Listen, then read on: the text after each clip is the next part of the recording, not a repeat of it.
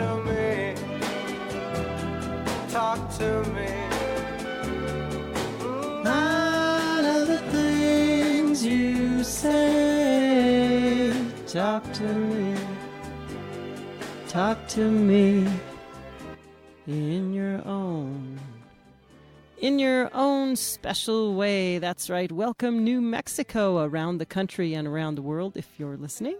Welcome to Dialogue, KSFR's Friday evening talk show where the conversation starts with you. I'm your host, MK. I'd like to begin every broadcast with a huge thank you for listening this week and or any week. I always consider it an honor to have you join me and take the time out of your busy lives to give me a listen. It means the world to me, and I can always only hope it means as much to you. Through the years, our language to describe ourselves and human behavior changes with the times. Now, a new word is being introduced to replace what some claim is not just an outdated term, but unscientific. It is the word schizophrenia. Dr. Brian Kohler of New York University is petitioning to change it to psychosis susceptibility syndrome. But he is one of many now taking part in a global movement to rethink our mental health care system. While proponents of it argue that it saves lives and that they just need greater resources, opponents say it isn't as much a matter of more care, but rather the type of care being administered. They argue that it may well be causing more harm than good. They attribute the failures of the system in large part to its, quote, medical model, unquote, adopted in 1980 when the DSM, the Diagnostic and Statistical Manual of Mental Disorders, began defining what were previously socially and psychologically based or rooted mental symptoms to being called, quote, brain diseases, unquote. Over the years, the diagnoses listed in the DSM have grown along with their corresponding prescriptions. This latest increase led to the actual resignation of then head of the DSM's task force, who upon his resignation published his own book entitled Saving Normal. The primary concern of these advocates is that psychiatry is moving toward medicalizing the human condition. In fact, former head of the NIMH, Thomas Ensel, admitted his own defeat in being unable to, quote, move the needle, unquote, in mental health outcomes after spending over $20 billion under the paradigm of neuroscience and genetics. Yet, despite this admission, these new advocates say the public still isn't getting this information. Why not? Above all, they cite pharmaceutical influence, from the money spent on direct-to-consumer marketing, illegal in most countries, to biased studies skewed toward pharmaceuticals' desired outcomes, to lack of FDA transparency and oversight.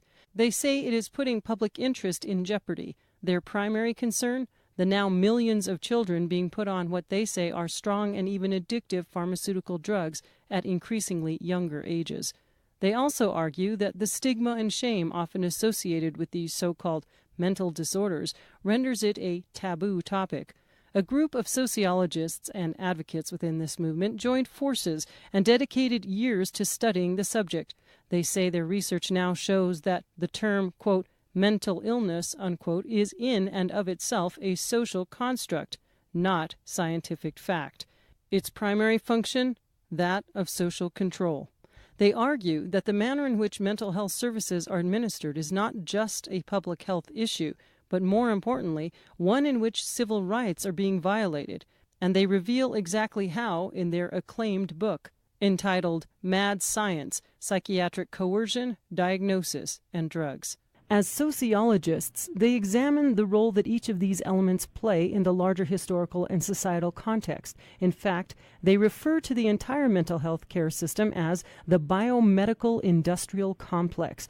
Joining me today is one of the authors of that book, Dr. Tomi Gomory, who co-wrote the book with Drs. David Cohen and Stuart Kirk. He's worked as a social work clinician and academic in the fields of mental health and homelessness for over 30 years and is currently developing models of alternative social service delivery. Thank you so much for being with us today, and welcome. Thank you so much, MK. I'm glad to be here. Tell me a little bit about your own personal background culturally that made you more sensitized to this idea of coercion that psychiatry uses. Well, I happened to be an immigrant as a very young child from Hungary in 1956 during what was called the Hungarian Revolution. And of course, at that time, Hungary was under the Russian boot. We were a satellite of the Soviet Union. So all of the coercive elements that were imposed on folks in Hungary, I, as a very young child, sponged up. Also, my family went through the Holocaust, my mother, my father, and my older brother. So I've seen force and coercion, the impact of such power on my family and the place that I was born in. When I went to my MSW program at NYU, we have, as part of master's social work programs, semester-long internships. And I was placed in an involuntary mental hospital. I knew nothing about mental illness. I had no awareness of it. When I got there, it was a very puzzling experience. The clinical director told all of these scared first-year MSW students that we should be on the lookout for the difference between us and the psychotic patients that we were going to be working with. And she used very crude descriptions. She said, schizophrenics, you may or may not know, are egg or jar shaped, and they have body odor. They have very, very different thinking than you do, and to make sure that we don't get lost in their psychotic thinking. And so, that scared me, first of all.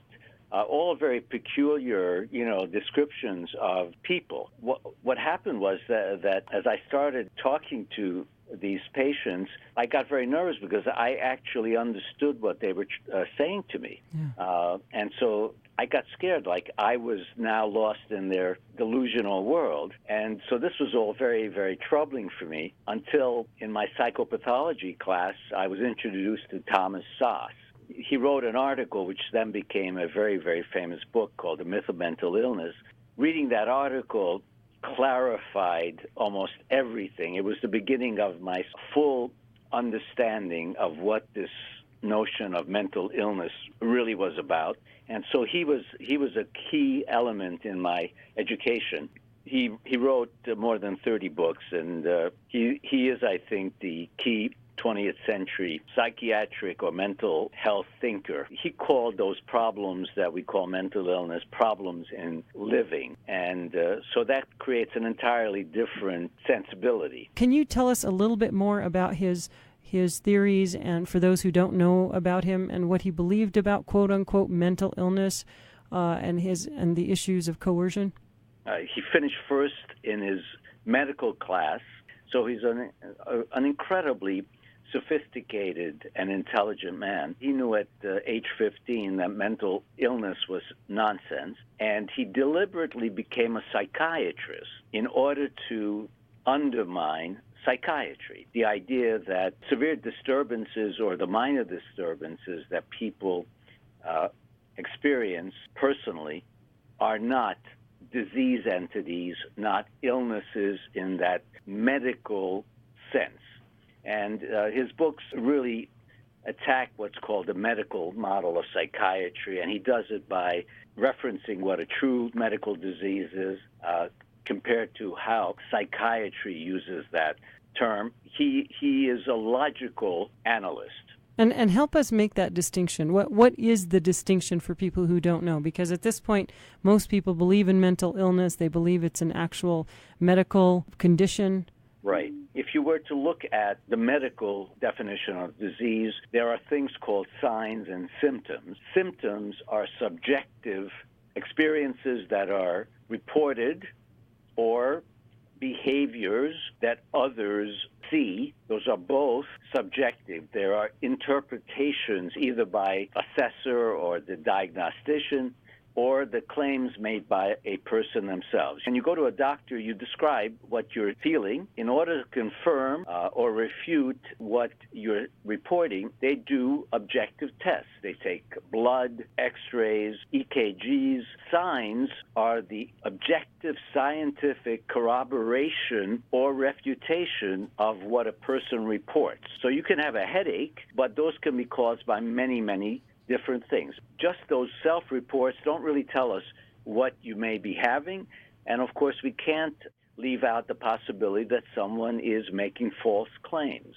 or erroneous claims. And so signs and symptoms both have to be found for a definitive medical diagnosis. In mental health, there is not a single mental disorder in the DSM that has a lesion, a sign, meaning a genetic marker or biological marker, to corroborate either the observations of a psychiatrist or the claim-making of a client. No mental illness can offer a sign to validate that it is a real medical disease.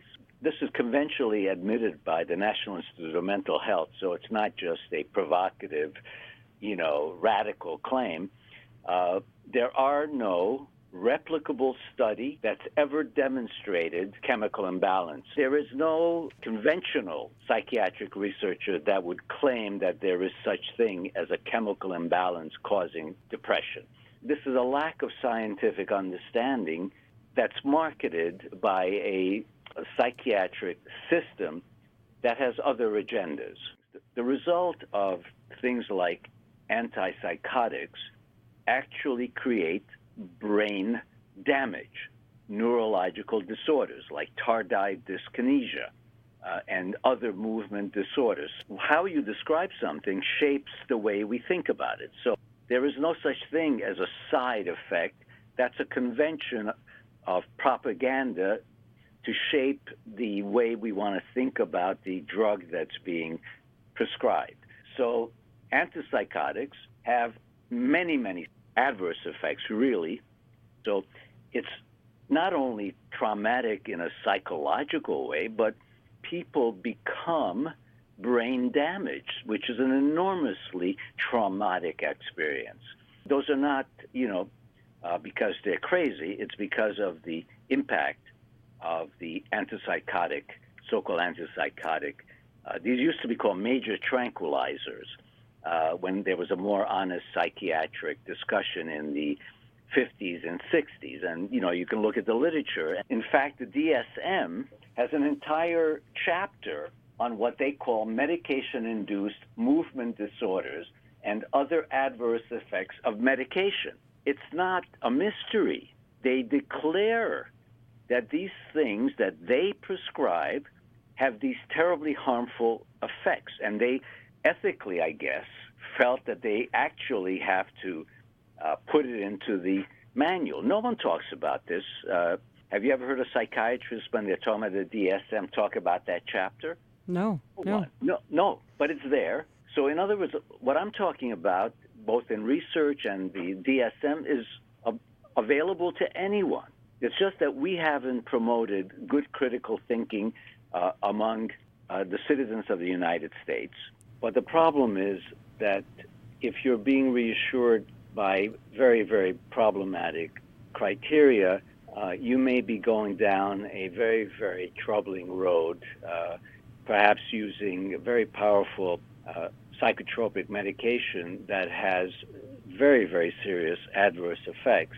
I just have trouble if people don't get the full information so that they can make decisions about how they want to be labeled, knowing the full available set of issues that they want to be clear about in accepting such a diagnosis. And so, I have no objection to someone feeling more comfortable if they like to label themselves with a DSM diagnosis. I just have trouble if people don't get the full information so that they can make decisions about how they want to be labeled, knowing the full available set of issues that they want to be clear about in accepting such a diagnosis. So anything that's voluntary in terms of mental health that people decide to call themselves or to take in terms of medication or treatment, I have no objection as long as they are fully informed about the adverse as well as the so-called positive effects of whatever treatment they're going to take. What happens is that these labels tend to create stereotypes of people in terms of them being out of control, unable to handle themselves. Sometimes we see them as irresponsible, violent. If you actually visit inpatient settings, you see people who are very much drugged up, in semi-stupor.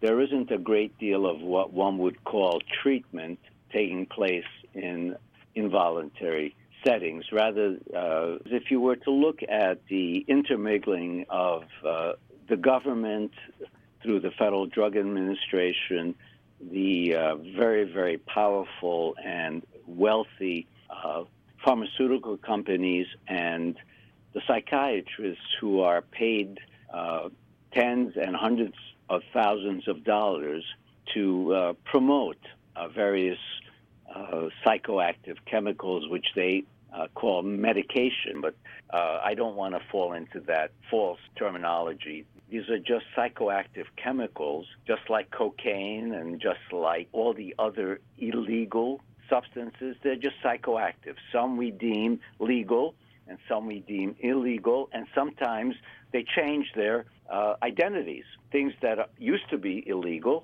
like marijuana, are now legal. So these are just sociological changes that happen routinely and periodically. Heroin was originally created to fight morphine addiction. Of course, then heroin became the illegal targeted chemical, and so this just keeps going round and round. There are approximately $17 billion a year that are the profits of the various psychiatric drugs, but of course they're just very powerful, which tend to either stimulate or tranquilize.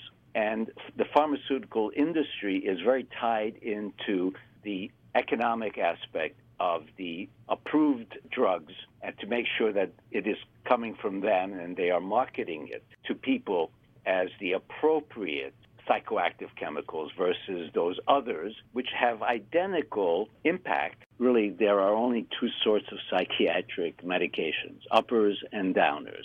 Antidepressants are uppers. Antipsychotics are downers. None of them are targeted. They just shut down or elevate the central nervous system activity. You referred to the entire field as the biomedical industrial complex. Can you explain what you mean by that? So that's called the political economy of psychiatry. The whole helping professions, psychiatry, social work, clinical psychology, psychiatric nursing, these are all groups who are helping so-called deviant behavioral issues that people have. They're helping to deal with it, but they are all under the sort of the hierarchy of psychiatry.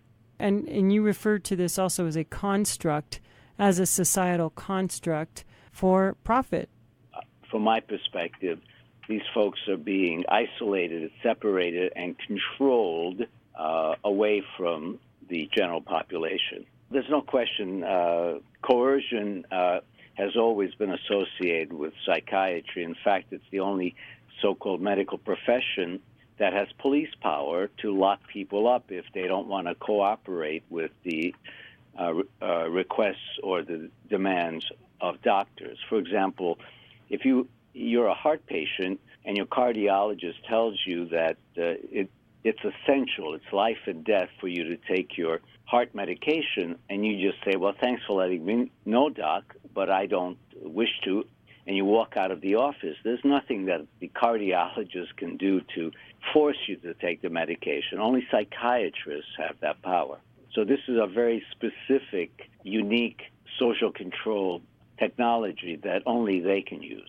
What is the danger in giving psychiatry that much power?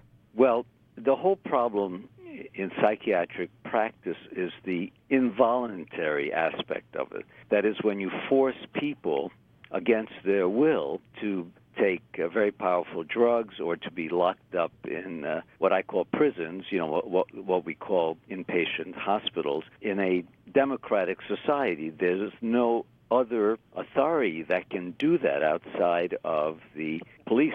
And so we are, doing things to people who are not usually criminals. These are non-criminal, troubling behaviors. And so when you can do that to people who aren't guilty of anything that is breaking the law, this is a very serious breach of our democratic life. When we run into this kind of support services and healthcare support, we run into this very ambiguous arena. If we had good science, it would be no problem. If we could find a lesion for any of these disorders, that would make it much easier. But we don't have any such lesions or physical markers. And I can hear the opponents to what you're saying, what do you mean I'm diagnosed with this, depression, and if I didn't have my meds, I'd be suicidal.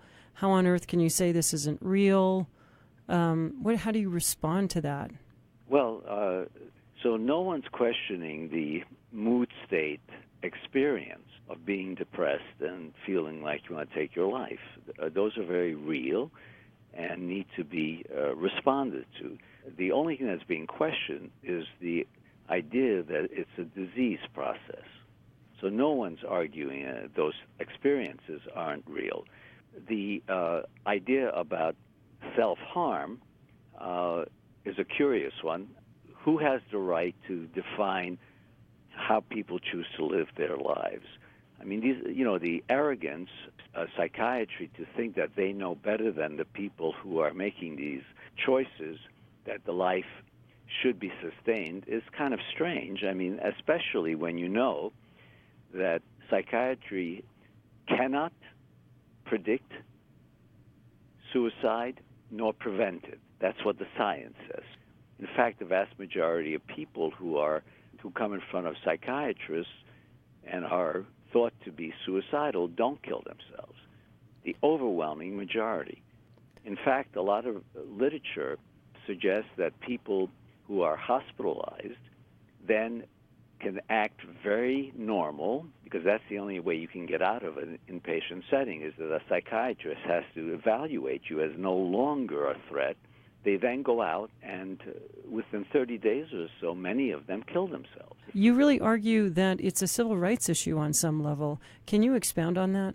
Well, this is just sort of the standard argument that if you aren't committing a crime and harming others, the choices you make for yourself about your own behavior, as long as it does not physically harm other folks, should be equal for all people. If, on the other hand, so I just want to emphasize, because sometimes this gets distorted, if someone is very troubled, is frightened about their lives, or feels confused, or feels unable to self-control, they should be offered help as soon as they ask for it. In other words, I'm all for providing help, but not coercion, not forcing people against their will to accept so-called help.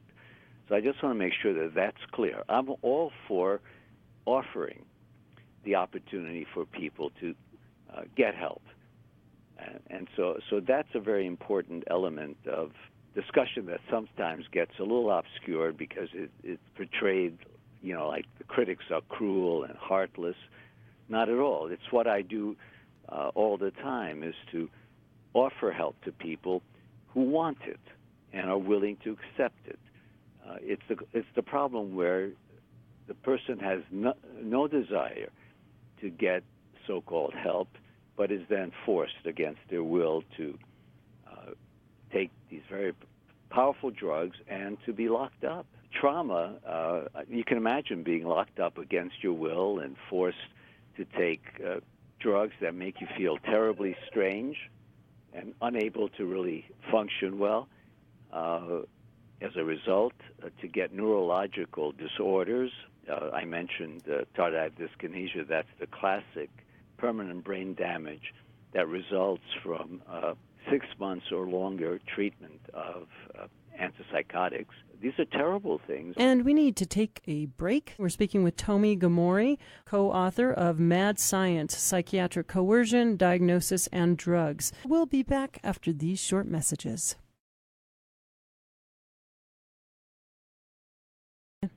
You're listening to Dialogue, and joining us today is co-author Tomi Gomory, talking about his book, Mad Science, Psychiatric, Coercion, Diagnosis, and Drugs. Let's get back to talking about coercion. Why is it so evaded? Why do people not talk about it? Well, it's unpleasant.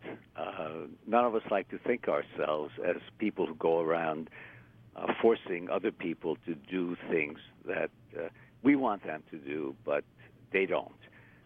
And coercion is kind of the dirty word in psychiatry.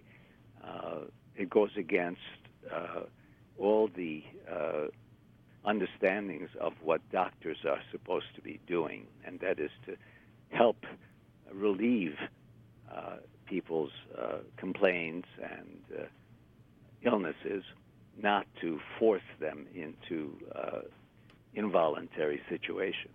Have we gone too far in medicalizing the human condition, and are we moving forward to different ways of helping people? Well, we have always been mistaken in medicalizing human troubles. And of course, we've had talk therapy for literally hundreds of years. So, and the research, the latest research, is very clear how effective having conversations, thoughtful, structured conversations with folks who are dealing with life's difficulties can be helpful. There's no question that this is useful for all sorts of problems, even deep, disturbing, troubling behavioral problems that sometimes are called major psychiatric disorders. So that's always been around. For instance, like, are you even talking about in cases of schizophrenia, or what we would call now schizophrenia? Well, yes. It's better to use sort of very, very disturbing, depersonalizing, scary experiences. Schizophrenia, a very famous clinical psychologist, Richard Bentall, who's a British clinical psychologist and researcher, some years ago wrote a very thoughtful article about getting rid of the label of schizophrenia, that it is no longer useful. And so there are then lots of people nowadays who are echoing that. So, labeling sounds like you're capturing some unique, discrete disorder entity, but when you look at the actual group of folks who are included, and the DSM is very clear about this as well, they are an incredibly heterogeneous group. Most of them don't have anything in common with anyone else who's given that diagnosis. So this idea of schizophrenia, it originated from a guy named Eugen Bleuler, who was a German psychiatrist or alienist in the 19th century. And it was just a label that was trying to capture these very, very heterogeneous group of frightened and frightening people. And so even the term, quote-unquote, mental illness is one that perhaps we have to, you challenge us to rethink. Am I correct in that? Well, as soon as you start language like mental illness, you've created a medical label. That's why we called our book Mad Science, because madness is this much more subtle, long historical term that was used for very, very disturbed and disturbing people who have been around since there have been human beings. So human disturbance is part of our existence. Now, the question is, why the disturbance, which is, of course, the label mental illness is one putative explanation, that these are diseases, as opposed to just troubling behaviors that people kind of utilize in order to cope with sometimes very unbearable experiences. So there are many ways of trying to understand what we call disturbing behavior. Historically, strangeness has always, and people who are different from us and behave oddly have been used almost in ritualistic ways to define the other, the one who isn't like us. And scapegoating is that, very, it's a sociological process for blaming those folks for all the problems that exist. So typically, homelessness, and of course, as you know, many of the homeless are considered to be mentally ill. These are people who disturb us, scare us. And so we tend to kind of demonize these sorts of people who don't live the way we think good middle-class Americans should live. So homelessness is another scapegoating mechanism in many ways. Of course, we've had people who didn't live, permanent housed experiences throughout history. We had hobos. We had different names for people who, travelers, gypsies. These are all terms that, if you look at it, explain a kind of transitory behavior, but also are negative stereotypes. And outside the biochemical industrial complex, people who I suppose are not buying into into that complex live maybe outside that system. Well, but in general, just as a side comment, of course, Americans love drugs. And certain drugs are approved and certain drugs aren't. But everybody loves to drink, loves to smoke, loves coffee, all kinds of things. So it's not a question that drug taking can be problematic or not problematic. Everybody loves drugs. It's just that we want people to take the drugs that we are going to sanction.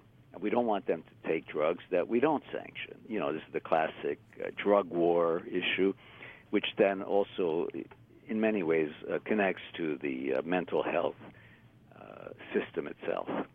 And you were also talking, I've heard other lectures where you advocate for removing prescription restriction. And yes. Can you talk about that and why you would defend that position? Well, doctors are not, by the way, many people don't know this, are trained in pharmacology. Pharmacists are the people you would want to talk to about drug effect. Doctors don't know. And good doctors, if they're going to be honest with you, will tell you, go talk to the pharmacist about drug effect, drug interaction. Doctors do not have formal training in that. They get their information from what are called detailed men, the salespeople.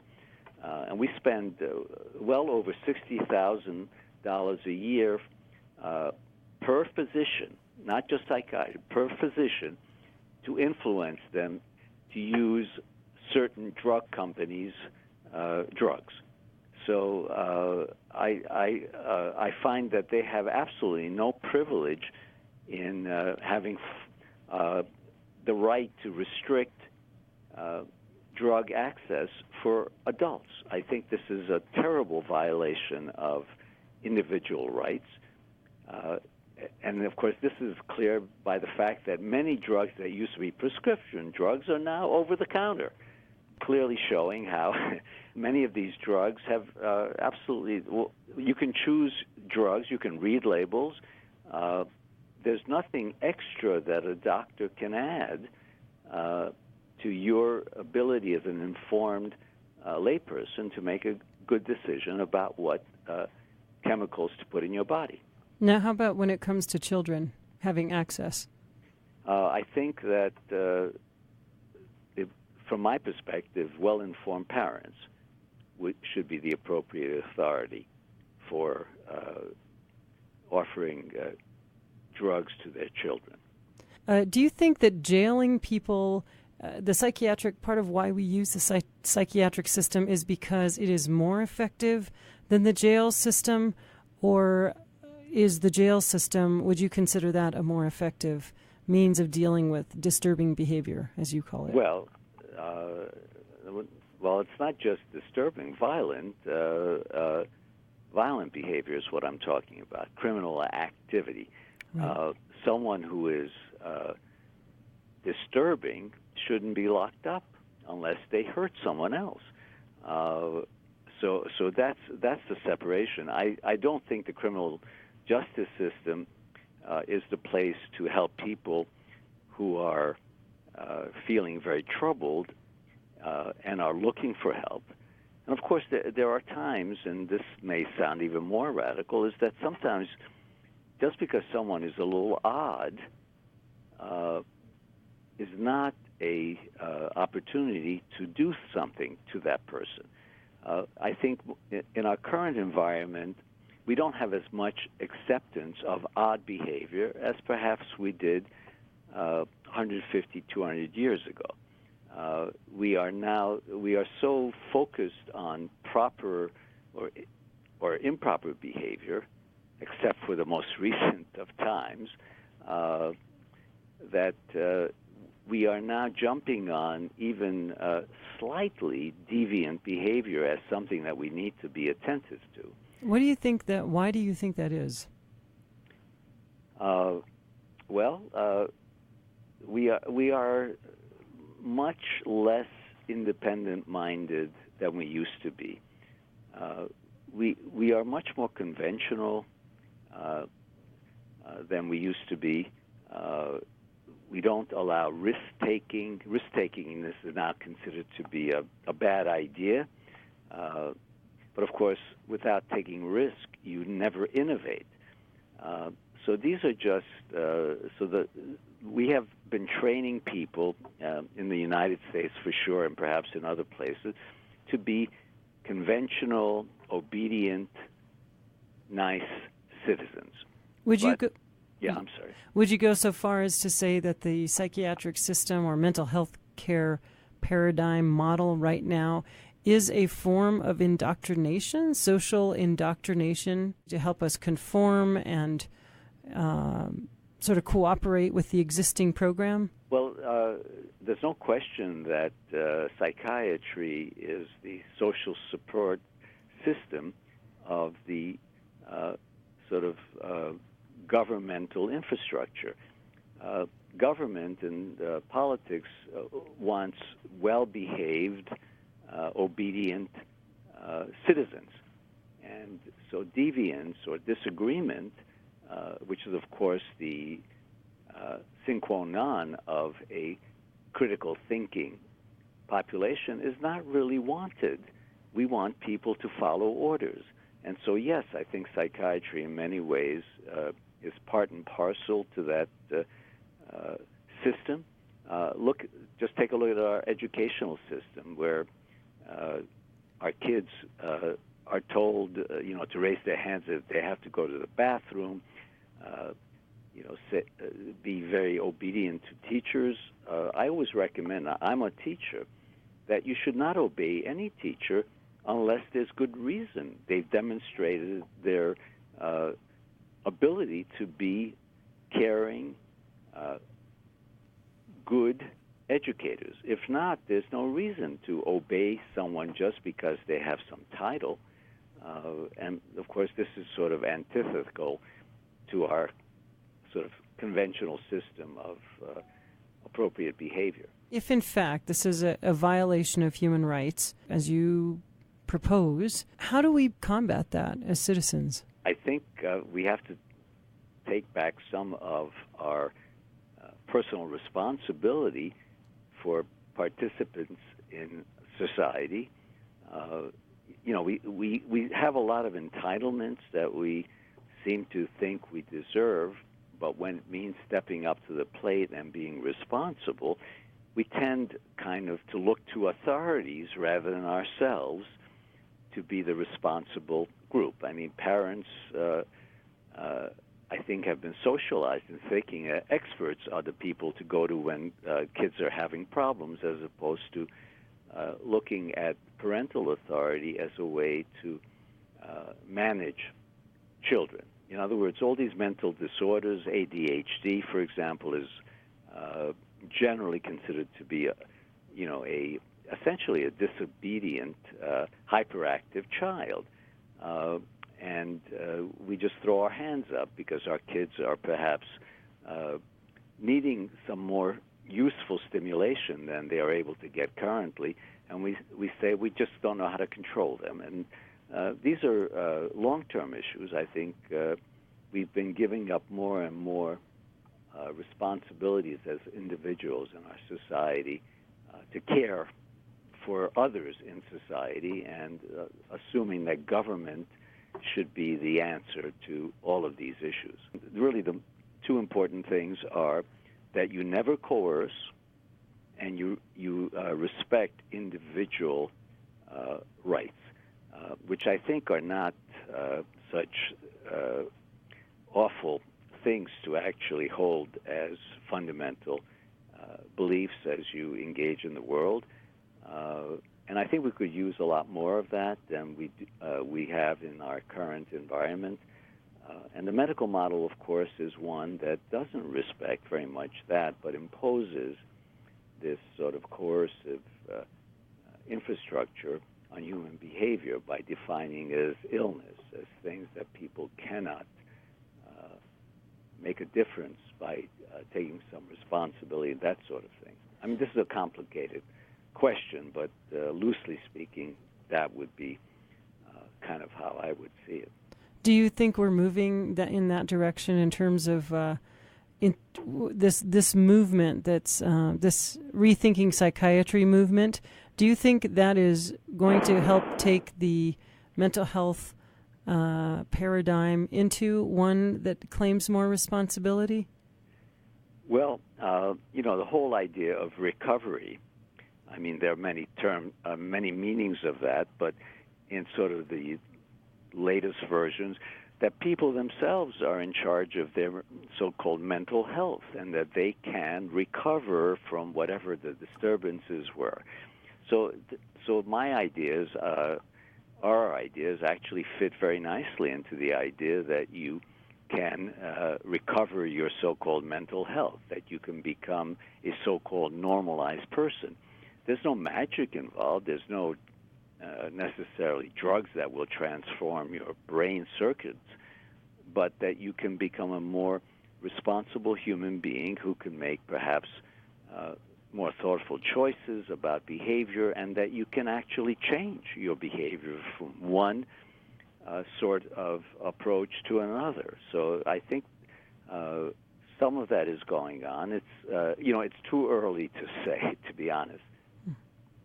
Yeah, in some ways it seems that we have, almost everybody has a mental illness these days, a so-called mental illness these days. But I was reminded, as I'm talking to you, I'm reminded of, excuse me, of the importance of listening to our language and being careful with what we call what. So the term mental illness, we have to, I often say so-called mental illness because I've covered stories on this topic. So I like to say the term so-called mental illness so that we can remember that this is a moment in time. This is our viewpoint of it in the current state that we're in as a society right now. But hopefully we'll be moving toward more humanitarian ways of dealing with each other. And I thank you for your time in promoting more humanitarian solutions. And yeah. I'm sorry if I cut you off, but I just wanted to say one thing. A very good friend of both David and mine, who unfortunately has died a couple of years ago, Thomas Sass, had a different take on this set of issues, and he called them sort of problems in living. Some very serious and very painful, But once you can understand that what we're looking at are problems, human individual problems in living in a society, if we can understand it that way, we may be able to get much better solutions than the current medicalized interpretation. But I appreciate being on your show, and I thank you. I thank you, and I thank you for taking on the often taboo topic of coercion.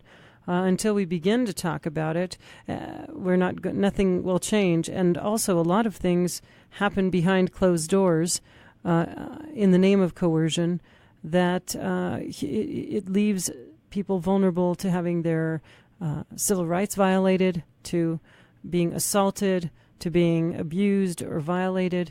And when it's something I think all of us have to take into serious consideration as we think about truly helping each other and whether or not this is a system that is doing more harm or whether it's a system that, in fact, is helping.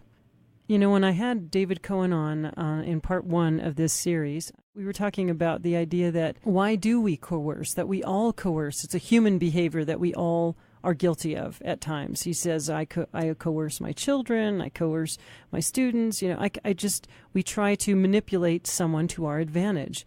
But there's a distinct difference between psychiatric coercion, which seems more forceful. So there are definitive reasons why the state has coercive power in order to have a society that can function. But after that, I can't think of anything beyond the immediate saving of someone's life, like a child getting grabbed and pulled off the street in order to prevent getting hit by a car. That coercion is necessary. And I look at my kids, and I will have rules, but I won't coerce in the sense that I lock them up or I punish them in any powerful way to get them to go along with the program, because actually reasoning, even with very young children, is possible. So I think that sort of coercion, social coercion that we're talking about, has very limited utility, except that I think it comes from the idea that we want people to do things our way. That's another piece, that we have to kind of educate ourselves that isn't the best way.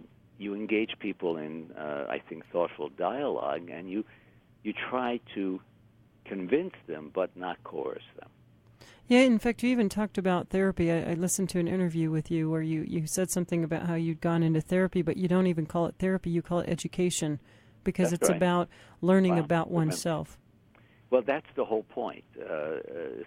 Therapy is a medicalized term, which is a misnomer for what actually happens. People talk to someone, and they learn about themselves, and if they choose, they can use that educational experience to change their behavior, or they may choose to continue whatever the hell they were doing, but now they know why, maybe. You see what I mean? So it is education is, I think, the fundamental mechanism of what that we all call therapy. And one of the things that you advocate for, it sounded as though. Oh, absolutely. It's I have a published article on solving problems in everyday living, the Spiel model for educational change, and it's in the Journal of Humanistic Psychology. And we are out of time. I just want to thank you so much, Tomi Gomory, for coming on our show. We're speaking with Tomi Gomory, co-author of Mad Science, Psychiatric Coercion, Diagnosis, and Drugs. Thank you so much for joining us. Thank you. And thank you, listeners, so much for tuning in. If you'd like to share this broadcast or re-listen to what you've just heard, you can find us on Facebook, or you can head straight on over to our website at ksfr.org, where you can see the full list of our programs and podcasts, as well as live stream us anytime, day or night. If you'd like to keep us close by, you can also download our app. And of course, we always welcome your thoughts and feedback. Hope to hear from you, and talk to you soon. Talk to me. Talk to me. I love the things you say. Talk to me. Talk to me. In your own sweet gentle way. Let me hear. Tell me, dear. Tell me you love me so. Talk to me. Talk to me. Tell me why I want to know. The many ways you speak of love I've heard before, and it sounds so good every time. Please say the part I love just once more. Darling, I'm so glad you're mine. Talk to me. Talk to me. Hold me close, whisper, oh. Talk to me. Talk to me.